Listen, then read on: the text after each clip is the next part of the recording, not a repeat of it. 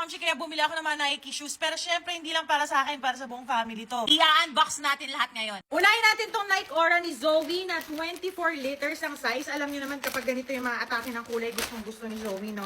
And pakita ko sa inyo. Ito siya, guys. Napaka-cute, di ba? Ayan. So, ganun din ang color niya sa loob. Ayan. Next naman itong Nike Shox TL. Kay Momshi Odile to, size 9.5. Ang ganda rin niya, guys, oh. Ayan, so, ito yung pair niya. Next naman itong Pegasus Premium nila, nagamit ko na to once. So, 9.5 ulit yung size niya. Maganda siyang running shoes, guys. Tapos ang gusto ko sa kanya, elevated siya. Kaya nagsislim tignan yung aking legs dito. Napakaganda. Ito naman yung Nike Shox Ride 2 Premium. Si Daddy pumili nito. Ang ganda niya sa picture. Pero sa personal, hindi masyado. Para siyang yung kanyang material, kala mo papel na medyo dirty white, yung kulay. Pag ginawakan mo, malalaman mo leather, pero kapag tinignan mo, kala mo papel siya na recycled daw. Sa ganon. Pero okay naman siya, elevated din, nakakatangkad. Pero yun lang, hindi kami masyadong impressed sa color niya in person. Ito naman guys, yung kanilang Air Max Muse. Apakaganda nito, parang nabubuhay sa year 2030 nito, parang siyang spaceship. Tapos makintab yung kanyang material. Ayan. So, ayun guys, maganda siya. Ito naman yung pinaka-favorite ko sa lahat ng nabili ko so far, Air Jordan 1 Low.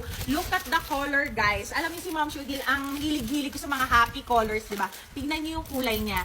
Pak, ba? Ang ganda-ganda niya. Feeling ko pag suot ko to talagang pansinin siya. Tapos tingnan nyo guys, imposibleng madulas ka kahit kano kakasyunga dyan oh.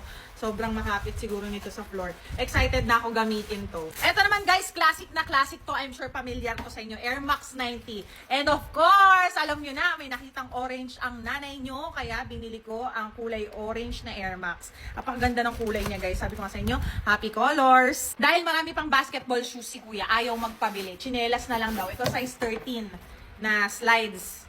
Ayan, gustong-gusto niya to. Meron siya nung black nito, meron siya nung red nito. Ngayon, itong brown naman ang pinabili. Gusto sana yung blue, kaya lang wala siyang size 13 kasi siya. So, ito yung nabili ko for Kuya JL. Tapos, meron kaming binili para sa friend niya. Pakita ko na lang kasi naibigay na, hindi ko na ma-show dito sa video. Wait.